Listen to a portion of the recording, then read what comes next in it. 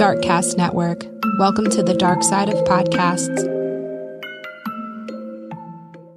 The healing that you're looking for is in the fear that you're avoiding.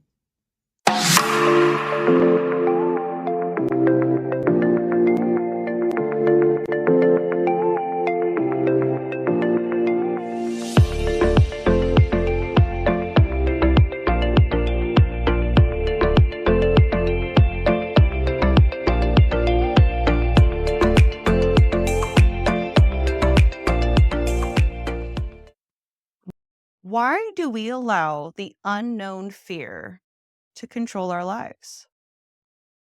Fear is designed to keep us safe.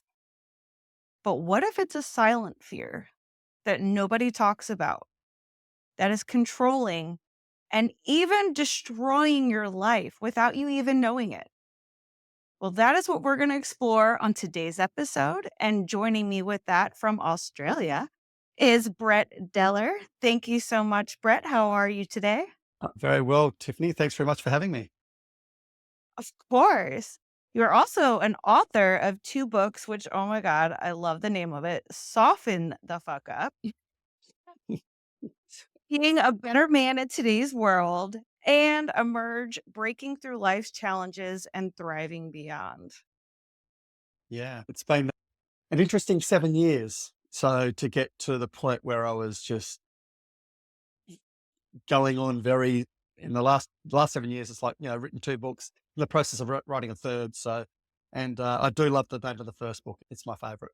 So, No, I love that because usually I'm sure it was like a play on words because I can yeah, remember like when my son, it used to be toughen up. So now it's yeah, soften up. I love that. exactly. So like in Australia, we have a big chain of hardwares called Bunnings. And there's all these different sayings, like harden the fuck up and straighten your tiara, princess, or go to Bunnings, buy a bag of cement, harden the fuck up. So it's definitely a play on words about we need to soften up about, who we are and what we're struggling with, etc. So definitely. I love it. And I also love that what I get from your story is it's never too late to get your shit together. And you know that No, firsthand. massively, massively. Yeah, I struggled for a long, long time. I was a late bloomer in a lot of things. I didn't get married till I was 40. So that was a late venture into that space, I suppose. I went to uni at the age of 35 and graduated a month before my 40th birthday. So I'm a chiropractor, doctor of chiropractic, and so that was another late bloom. I'm still working in the chiropractic field. I love what I do in that space. And then I suffered from depression for 30 years, and I didn't get out of that space or deal with my stuff until I was 50. So, and like I said, now I'm nearly 57. I'm a month away from 57, and so the last 7 years has been a massive. I've done more in the last 7 years than I had done in the previous 30 years before that, probably overall in regards to your production of life and whatever else, just that purpose, try again, purple, purposefulness. Is that right? Purposefulness. Public speaker, I can't speak. That's awesome. Okay, we all get tongue tied. Yeah. I- So, your depression, everything that kind of kept you living in fear, hiding behind your mask, was due to your childhood trauma. yeah, yep. So I when I was 6 or 7 years old, we live in a small country town here in Western Australia, and a neighbour took advantage of me, obviously sexually, and and when you're that age, you don't have the capacity or emotional ability to deal with it. And so whatever the body does, the soul, the mind, the heart, whatever it does, it takes that trauma and it buries the emotions to it. Okay. And I had still have a very loving, supportive, nurturing family, mum and dad. And so I had this great foundation of love, but I had this trauma that had impacted me, obviously, in a way. And I didn't have any emotional I always remembered what happened. I never had any emotional attachment to it until I was in my mid to late teens. All of a sudden, these little emotions started coming up, and it was, and I tried to ignore them and bury them because it was that anxiety, that horribleness, because the emotions basically attached to it were shame, self-blame, guilt, embarrassment, and obviously the fear of dealing with it was there as well without me knowing about it. And that introduction about the fear, we'll get to that a little bit later on. But so as a young teenager, as a young man, or as a teenager and a young man going into those formative years into your adulthood, you had this attitude as a man, you have to be tough and strong, and you have to, not show emotions and not cry and deal with your shit in whatever way you could. And and so I had this attitude, as this got worse and worse. I started going into depression without really knowing or understanding it initially. The way I dealt with the way I controlled my life from the age of 6 was the trauma happened at 6, but I also started playing sport at 6. And guess where I could control my world? In sport. So I played sport I still play sport now. I played sport my entire life, and it gave me that purpose. It also gave me that sense of community and mateship with the guys I played with all those years. And it also kept me fit, and that mental that endorphin rush would help me stay above that depressive line, not all the time, but a lot of the time. And at the same time, we also got a TV. So I'd also lose myself on the TV. So I'd numb out with the TV and control my life with sport. So they were my two coping mechanisms, I suppose. And that carried on all the way through. They still do to a point. But I didn't understand that at the time. And then when I got to my, that period when my depression started setting in at the age of around 20, I just buried it, and when I go through these bouts, and obviously when you become, so in Australia, the legal age to drink is 18. And so I would go hard on the alcohol because I didn't numb it out. And so I used alcohol for a period of time as well. And because that trauma has such a big impact on who you are, I didn't like who I was. And this is where it gets really tricky as a person. And from my perspective, as a man perspective, I knew I was a good bloke. I just didn't feel like I was a good bloke. And that was really hard to understand. I didn't pick that apart until many, many years later. And I didn't like who I was as a person. I thought I was a fake and a fraud. And, it was all this lacking self-belief and lacking self-worth and not liking who you are. And the longer I pushed those emotions down, the stronger that got, the stronger the depression got. And it would build up and build up and build up over a period of time. And so my whole attitude for 30 years was, if I'm just stronger for a bit longer, everything will be okay. And all that attitude did was make it worse. So my depression got worse. The depth of the depression got worse. The regularity got worse. And then I'd be triggered by very small things that would just set me off, and I couldn't control it in the end. And it was just this spiral down and down and down. So for me, it was, there was times I did go and see a counselor or a psychologist, and they were scary periods, scary times having to talk about it. And it's not until years later I understood that fear, that stealth-like bomber aspect of fear, and how it can sneak in at a very early age and then control you without you even knowing it. So yeah, it's been a big journey. It's been a big journey. Sounds like it, but I mean, how much better do you feel on the other side when you Oh, actually faced fear in the face? oh, it's, I remember it's been a few occasions. And the first time I remember, I was in the police force. I was a detective at the time, and we had an office in the middle of Perth in Western Australia. And I grabbed a file and I said to my sergeant, I'm going out to get a statement. We're back in about an hour or so. He goes, no worries, see you later. So I walked out the door, went straight to the psychologist's office, which was a part of the police department. So I didn't actually go too far. It was only about 2 buildings away. And I remember sitting down, and I sat down, and she goes, so how can I help you? She was all of 30 years old, not very experienced, I don't think, in that point of her career. And I just went, and as I went, I was in a suit and well dressed and looked very professional. And I just went, and I couldn't, I was a blubbering mess, trying to tell her that I'd been sexually abused. And she was like a deer in the headlights sort of thing. And it was like, okay. And that first moment, I remember walking out there going, oh, I feel a bit lighter. But going there and walking to that office, I remember how fearful I was. And not long after that, I was about 28 at the time, I went and I had to tell my parents. They didn't know about it. And I remember how scary that was. And it was just because I knew I was going to upset them. I knew it was going to cause them some emotional distress. Uh, but I had to do it for me. And it was really scary to share it, but it was also really scary because I knew I was going to hurt them. But I remember walking away from there, the next 3 days, I was like on this massive high. I was just like so uh, relieved and relaxed. And I was sleeping on about 2 hours sleep. And I just had this massive energy boost for about 3 days. And then I sort of came back down again. And I went and saw another psychologist a few years later. And then I just tried to fight my way through it. And it never got to that point where I was free of it. And I always felt like I had, even though I was having some good days or good months, there was always this shadow of emotion, this shadow of depression, just ready to rain down on me. And I would just pretend I was okay, you know, and I'd be at work, I'd be in the clinic at work and I'd be going, how are you? Great to see you. And everything's great and life's good. But underneath it all, I was dying inside and just pretending, I would call it my man mask. And this man mask was I'm okay. Well, if I was having a great day or a terrible day, I'd just be okay. I try and minimize this wave of emotions because it just was so exhausting.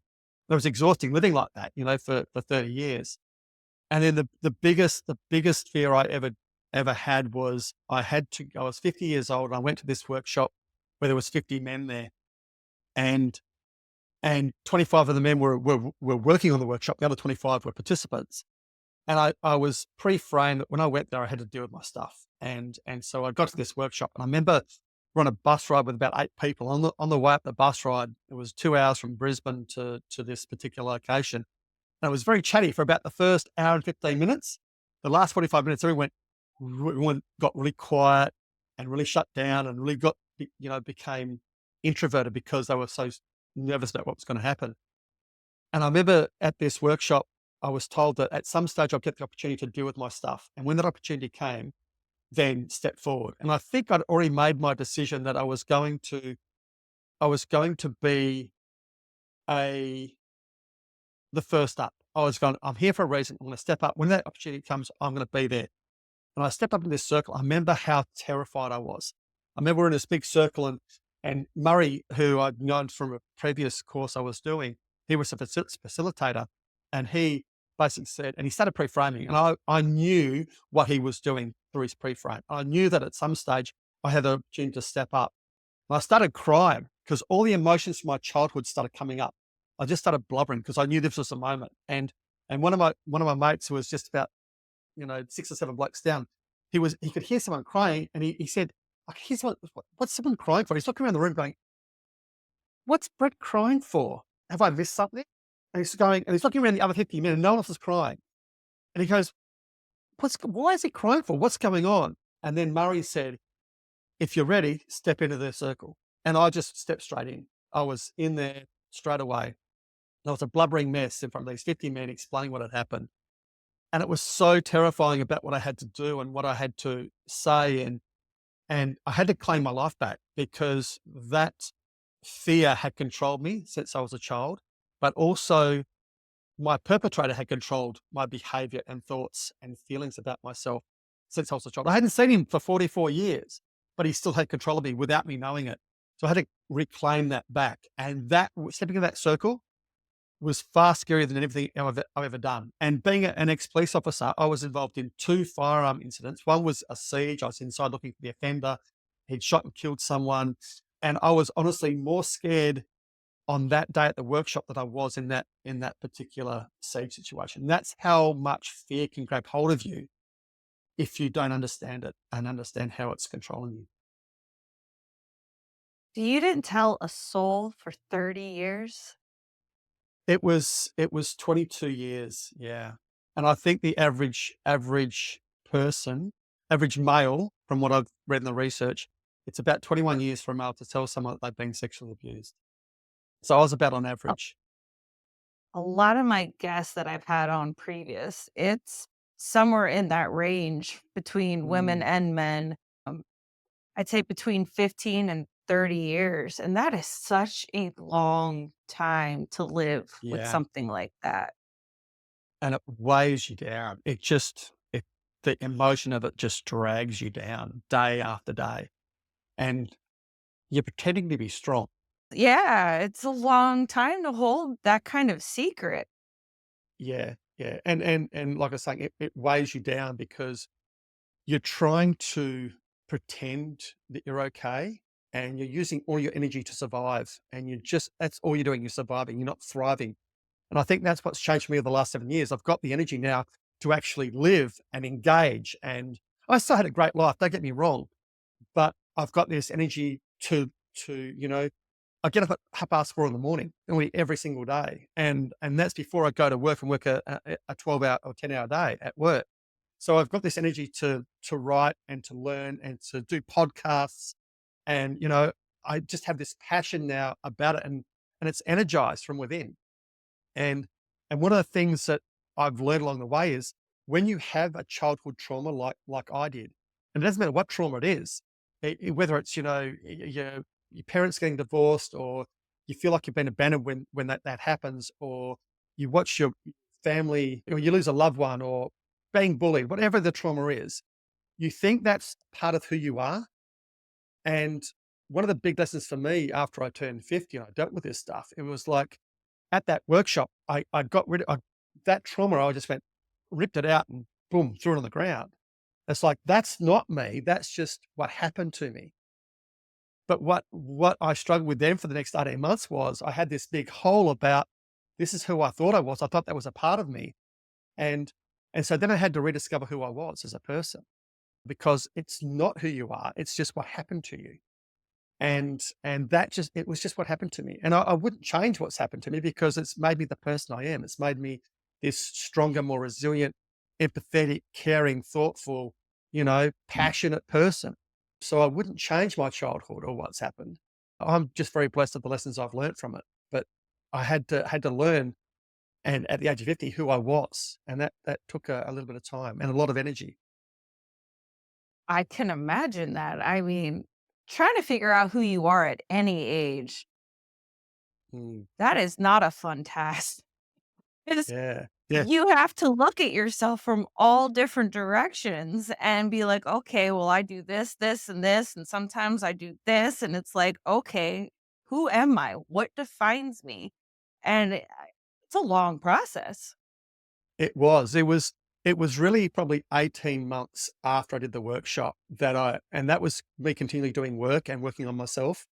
It took me 18 months to really feel comfortable in who I was again, because I just felt a bit lost for a while. So I was better than I was, but I just felt a bit lost about who I was from within. So it was a little bit of a challenge, but it's got me to where I am today. So I'm very, very lucky and blessed. It is well worth it.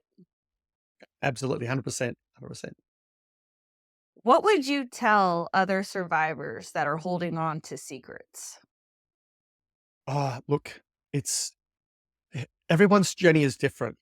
Um, and I don't have any regrets in my life. But the only one thing I would change is I wish I had stepped up and fought for myself earlier. And whether it was 10, 20, 30 years earlier, I wish I fought for myself earlier. And that's what you're doing. You're fighting for yourself. And so that means if you do have this trauma or this secret or this emotion that's dragging you down, then step into that fear and talk to someone. The first step is to talk to someone. The first step is actually being aware of it and accepting that you need to find help. And the second step is to actually help someone, or sorry, to speak to someone. So just step into that fear and go, you know what, I need to deal with this, because the first time you share it with someone, you feel lighter because the load has been taken away from you. The next time you do it, like with my parents, that was just a massive load because it was such a massive secret within the family. Um, because it was no one that we knew. I mean, it was a neighbor, but it was no family member or anything. But it was a massive secret from me within the family.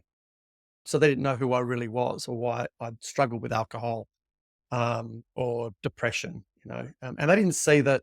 They didn't see the depth of my depression. I was very good at masking it when they were around. So, but yeah, just reach out and ask for help, and then find a way, once you have that first conversation with someone that you love or trust, who's going to support you, then find a way at that point in time to move forward. And whether that's seeing a psychologist, seeing a life coach, workshops, whatever it works for you, find what works for you. And it might be a blend of things, which for me, it was a blend of things. And because not like a chiropractor, I can't fix everyone, but with a chiropractor, a podiatrist, physio, and a GP, you might have a great health overall. So you have to find that balance of what works with you, with your mental health and well-being as well. Because there's so many different tools and exercises and workshops and psychology and counseling. There's so many options out there. Just find the blend that works for you. Did you try any modalities like EMDR or RTT, anything like that? Yeah, EMDR was definitely used, especially early on with that first psychologist I talked about. And I had an anger release. I'll tell you a funny story about this anger release that I had with my second psychologist. And she said to me, "Are you angry about what happened to you?" And I went, "No, why am I angry?" Because I'd compacted down all my anger it was non-existent. I didn't get angry. It was very rare that I got angry. And I'd compressed all these emotions down that I didn't feel the highs and lows because I'd just ignored it. And she said, "I want you to go out." She goes, "Well, first of all, you are angry. You just don't know you are because of what happened to you. So I want you to go and release some of that anger. I want you to go out and into the bush, find a tree, ask permission, and then yell and scream at this tree. And be angry about what happened to you." And I went, "Okay."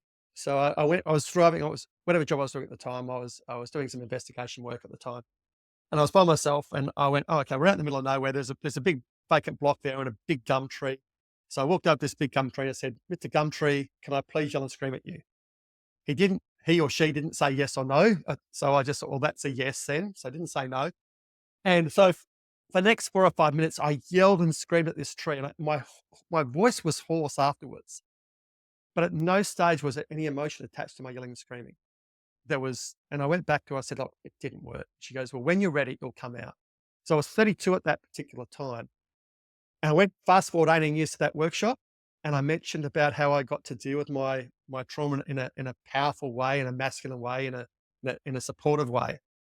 And and guess what came out that particular day? A massive explosion of not just anger, but pure white rage. And it exploded. And because I was in a safe and controlled environment, I could let that anger out in a really, really powerful way. And all that hate and anger and frustration and shame and self-blame and guilt, fear came out in this massive, explosive, violent, violent moment. And I just punched the shit out of a punching bag. I just, I, it was banana shaped by the time I finished with it. It was just, and it was so cathartic. And I went through these waves of anger. First it was a massive explosion, and it went like that. And then I did a breathing exercises the next day, and all of a sudden some more anger came out. And all of a sudden, right right at the end of this, and I was getting both times I was being guided by facilitators. And then all of a sudden, I just had the anger left, and I continued to breathe. And it was quite funny because I had 25 other men in the room. I could hear some people crying and some people yelling and some people screaming and some people laughing. And, it was bizarre. But you're so focused in on yourself. And all of a sudden, I had this wave of emotion come over me. And I had this vision of my wife, her face. And it was like this blue, hazy hue around her. And I just had this, for the first time in my life, I had this feeling of pure love. And it wasn't just about my love for her or the love we had for each other. It was the first in my life I had pure love for myself. And I just started sobbing uncontrollably. And I remember the guy next to me, he was giggling his ass off like a hyena. He was just giggling away. And I was like, and I had a facilitator come up next to me because we're lying down at the time. And he comes up and he whispers in my ear, he goes, what's going on? I said, oh, just, Sheila. And he goes, you're in the good space. I'll let you enjoy it. He just walked away. And so after that, I was in this massive high. So I was able to let out this pure hate and anger and rage inside me. And when I let that out, guess what it opened up for? Pure love to enter. And so for the first time in my life, I actually liked who I was. I loved who I was. I respected who I was. And so that was a massive, massive moment, that those 2 moments over the weekend, because, before that, like I said, fear had controlled me. And when you're ready, we can chat about that as well. Oh, absolutely.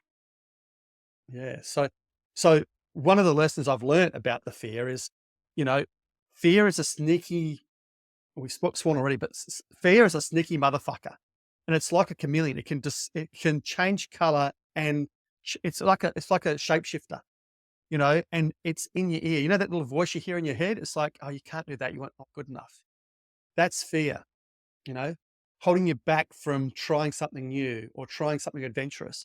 Oh, you can't be in that relationship. She's not good enough for you. That's fear protecting you from being, because fear is good. Fear keeps us alive and keeps us safe, but it's not good if it starts holding you back. Okay. You can't be in that relationship because she's too good for you or you're not good enough for her. That's fear protecting you from being hurt. Okay. But if you don't risk getting hurt, you don't risk anything. You don't risk any. So I remember getting hurt in my early 20s. And I was like, I remember I went through, because it triggered off a really my first big massive depression. And I remember saying to myself, I will never let another woman hurt me ever again. Ever. Bam. And so every relationship I had after that, I was 1 foot in the door, 1 foot out the door without even knowing, because I was afraid of getting hurt. I was afraid of getting rejected again, really so badly that it broke my heart in two. And so I was already open and honest, about things, but I didn't realize I was only 1 foot in, 1 foot out. And at the age of about 37, I went, you know what? If I want a relationship, a deep, caring relationship, I have to risk getting hurt again. So I put my heart on the line. First person I started dating broke my heart. And you know what? I survived. I'm still here. I survived. It's okay. And the next person who came into my life was Kim, and 16 years later, 16, nearly 7 years later, we're happily married. I don't think we've ever had one big, massive blow up. We've had some disagreements, but we've never had a big blow up argument. We just don't do that. And, we love and support each other. So I had to risk getting hurt to find that, perfect person for me. And so when it comes to that stealth emotion, like, oh, you're not good enough. You're not worthy enough. You don't deserve that. That's fear holding us back. And then when it came for me to dealing with my past, the fear was so great that I refused to acknowledge it was a problem. I refused to. My whole attitude was, I'm okay. I'll be fine. I'm all right. And it was just fear protecting me from dealing with that shame, guilt, emotion, and that anger and fear and frustration that I'd had since I was 6 years old, buried so deep that I couldn't even feel it until I was 50. So fear is a sneaky little motherfucker that can control you. And it controlled how I acted, how I behaved, how I responded, my values and my beliefs about myself. It controlled everything without me even knowing. And it's not until now that I've done all this work that I understand what it was doing. So just be very wary how fear, even though it protects you and keeps you safe, it can also hold you back and actually control your life and actually have a negative impact on you and those around you as well. I think we all get a good half and half on that. I think that's just being human. Sometimes Absolutely. it's, to keep us safe, and sometimes we're holding ourselves back. I held myself back for a very long time. And I was like, Mm, no more. You can't live like this. Like, you're never going to mm, get what you want or what you think that you should be able to achieve if you don't try. If you don't try, you already failed. Like, 100%. 100%. And, let's give an example of how fear can control us. A really common one is you lose a loved one, whether it's a parent or a sibling or, a close friend. You know, the, the, the, the grieving process is so different for so many people. And I know, you speak to someone and they might go, well, I had to look after all my family. I had to make sure everyone else was okay. I had to make sure the funeral was done. I had to make sure that this was okay. And then by the time it's all over and done with, they still haven't grieved or processed anything. And it's like it becomes almost too hard, or the emotions are too hard and too strong to start with, that they just get through the funeral and then they shut everything down and they can't grieve in that moment. So that's fine. That's fear protecting them in that moment so they can actually get through that really tough period. That first month after someone passes away is really tough. The first 2 weeks until the funeral is really, really tough. And so fear is keeping him safe and allow him to cope and survive. But if you don't take time out and properly grieve that person at some stage and let out all your sorrow or regret, or sometimes even anger, because you feel angry. Why did you leave me? Why did you go? You've left me here alone. That isolation, that loneliness. You have to deal with all those emotions attached to a death. If you don't, again, it's down there and it builds up, and then all of a sudden that fear will step in and go, okay, it kept you safe now, but now that you're not dealing with it, it's starting to cause you to feel depressed or lonely or isolated or angry because you haven't dealt with it. And that at that point, when it's starting to have a negative effect on you, that's when fear starts to have that impact that isn't healthy. And that's when you have to stop and go, okay, I need to deal with my grief now, whatever way that is for that individual. Does that make sense? Makes perfect sense. It's just hard when you get to that point to allow it because you didn't allow it for so long. Yeah. Yeah. And that's the fear. That's the heart. And one of my favorite sayings is the healing that you're looking for is in the fear you're avoiding. Mm.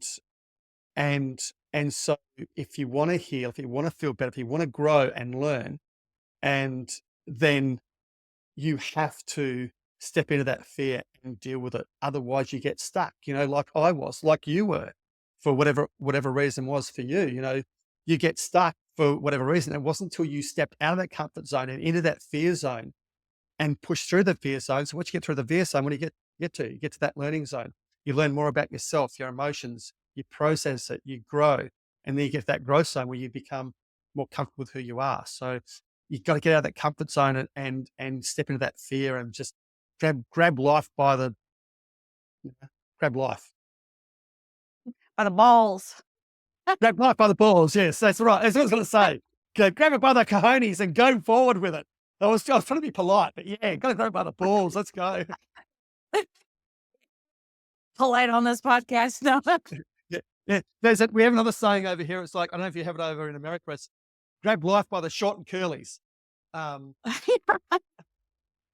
heard kick them in the short and curlers, but not grab them. Yeah. Grab by the short and curlies and just go. So yeah. Grab life by the short I and mean, curlies. if you keep yourself in this box, how can you expect yourself to grow? Yeah. Yeah.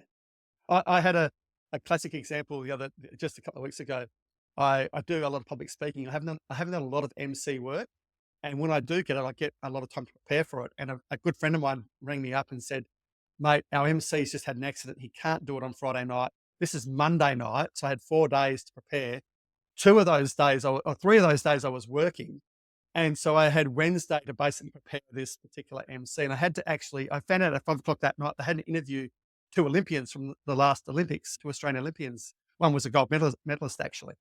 And so I was like, I've got greater in 4 days. So because I like to be professional, and it was like doctors and surgeons and professors at this particular function with 120 people. So I wanted to make sure that I was really, and my first thought was, no way.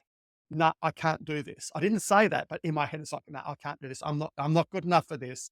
And of course, that's fear trying to hold me back. He said, look, just think about it overnight and get back to me the next morning. And it's like, you know what?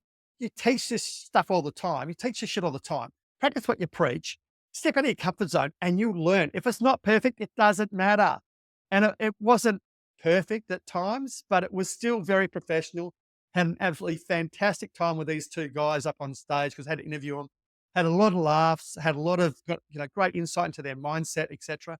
And everyone just loved the evening. So yes, it wasn't perfect, but still I learned a lot about myself. I knew I could get it done in 4 days, so it was that fear just holding me back, going, oh no, don't do that. You might muck it up. You might not be good enough. You might make a fool of yourself. It's like, so what if you do? You know, you just won't get a job back Right. at that place again. Yeah, exactly. Eh, I always say if you're waiting for perfection, don't start. You're never going to Yeah. be perfect. It's No, never going to be perfect. nothing ever is. Have you seen Ted Lasso at all? Who? Ted Lasso. It's a TV show. It's an amazing, it's the, for anyone who's watching this, it's on Apple TV, and it's got Jason Sudeikis. That's how you pronounce his name? I mean, So he is one of the main. He's the main character. He plays Ted Lasso. It's an amazing. It goes for 3 seasons. 3 seasons, I think it is. And it's amazing insight into the human heart and allowing people to grow and learn. And is it the most? I'm getting goosebumps even to talk about it. It's the most beautiful series I've ever watched. It's a comedy. It's based around soccer, American football. English football, and it is about how this one man has an impact on the club, the community, and the people all around him, and how he empowers them in a really beautiful way. And there's a scene in it when they have this little group of men who have a chat occasionally, and the this particular character, and I can't think of his name, he said, "There's no such thing as perfection. All you can do is strive to be better every day." And I can't remember exactly how it goes, but you aim to be better every day, and if you do that, you're always moving towards better. There's no such thing as perfection. You're always moving towards better. Just ask for help, reach out, do what you need to do. And it's one of the most poignant, beautiful scenes in the series. And it's just, yeah. Watch Ted Lasso. Okay, I've watched it 4 times. It was great. Just obsessed by it. yeah, I'll have to look into that. Sounds like a good one. Yeah. Is it a tearjerker? There's definitely some teary moments, but to watch the development of the characters go from who they are initially to who, because initially there's a guy called Jamie Tart in this particular thing, and when you first meet Jamie in the show, he's an arrogant flog. Basically, you just don't like him at all. He's just a douche. By the end of the series, you love him. You know, my favorite character is a guy played by Brett Goldstein, who's a writer and comedian, and he actually helped write the series. And he plays this part of Roy Kent. And he's like Oscar the Grouch. He talks like this, and but he's always just, he does everything from the heart, even though he's a grumpy old bugger. And his transition from the first episode to the last episode is beautiful to watch as well, because he opens his heart up much more towards the end. He's not this closed down, hard man. It's a beautiful series. It's just, yeah. Sorry. Well, I know we're way off track here, but yeah. No, you're fine. I'll have to check it out.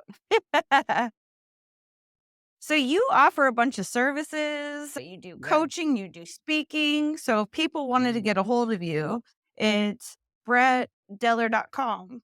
Correct. Yes. Yep, that's right. So that's my speaking page and what I do in that space. I also have momentumrevolution.com.